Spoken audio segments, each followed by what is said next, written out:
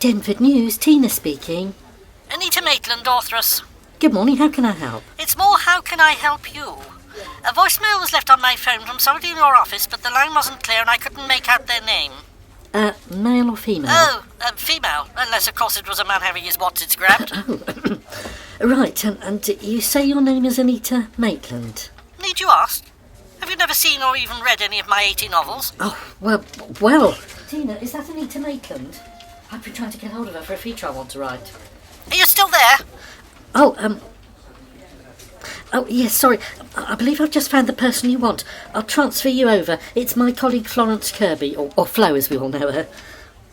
Just a minute, please. Thanks, Tina. Flo Kirby. Good morning. Ms. Maitland, thank you for turning my voicemail. I'm not a Ms. and never have been. I'm a divorcee, but perfectly happy for you to use my Christian name. Oh, right. Of course. I've been reading one of your novels. Which one out of the 80 might that be? A Cornered Life? That was the third novel back. I'm in the process of writing my 81st, you know. Oh, wonderful. Well, as you live locally, and as I'm a features writer for this paper and online, I wondered if I might be able to come and produce a piece on your good self. Any chance this will go either national or international? Won't just be local, will it? Well, local to begin with, but as it's big news you're working on your next, then I'm sure we can spread the word much further. If you're agreeable to my coming to do the interview with you, of course. So you managed it then? Anita Maitland, eh? We've got all her books at the library, you know. Yes, and half the library in this house by the looks of it.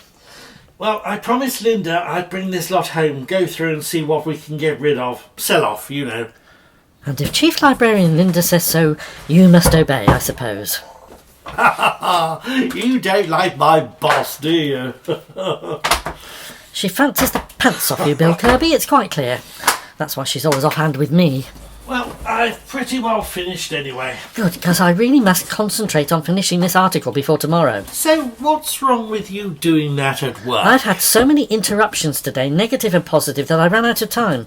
But I must complete this before the end of this evening. So, what time are you seeing Anita Maitland tomorrow? 3 o'clock at her cottage, just outside town. Oh, well, good luck.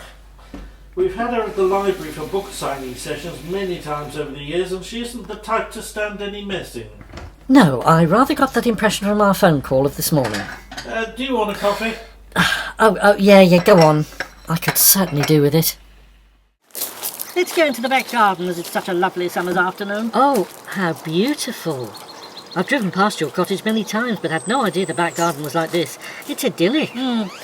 I have a lovely little chappie from the village down the road who tends to it all for me. Known him for years. Does a splendid job. Indeed.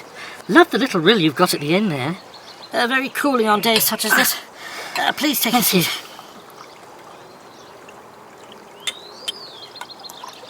Here you are. I assumed you wouldn't say no to a glass of iced orange juice or something. Oh, absolutely. Cheers. Now, what would you like to know first?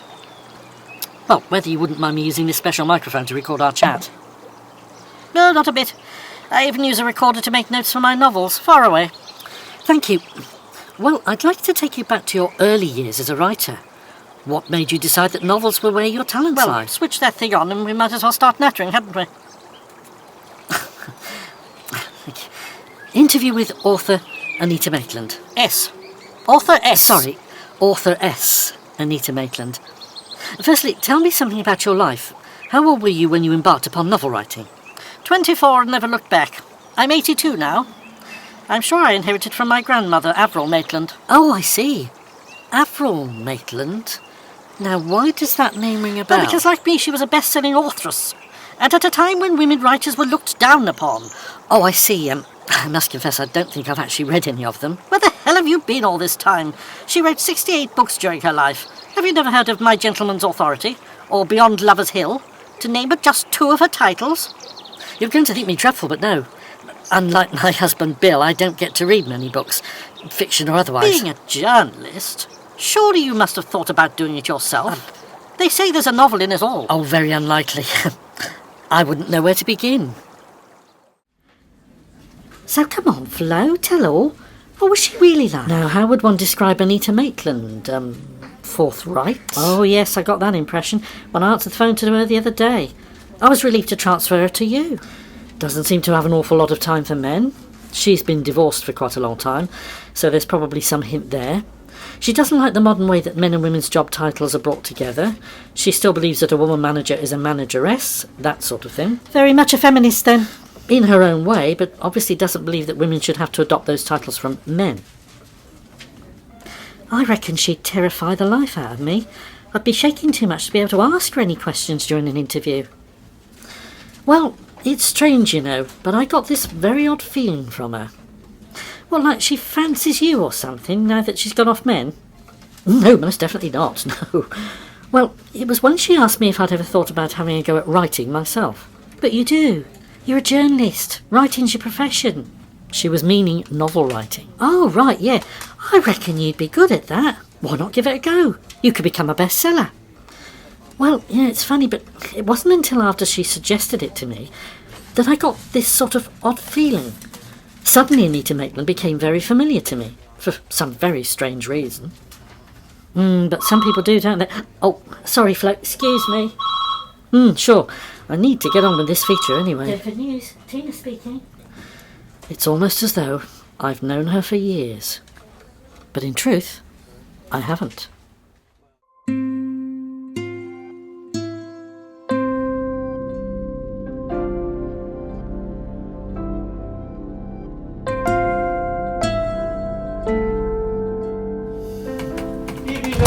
Hi, Bill. Sorry, I must get to the end of this chapter. Fancy a drink? Scotch or something? Just a second. Last sentence. Well, I've been on a late shift and I want a drink even if you don't. There, chapter 1, and I am very pleased with it. Oh, no, I would like a drink, please. In fact, Scotch will be just what the doctor ordered. Right too. You seem to be bringing more and more work back home with you these days.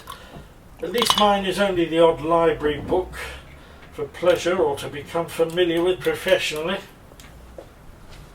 There you go. Thanks, darling. Cheers. Actually, no.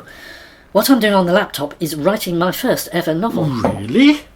I thought you dismissed the idea when Anita Maitland put it to you. I did. But then last night I had a most vivid dream. In that dream was Anita Maitland, or somebody very much like her, and she was giving me this idea for a novel.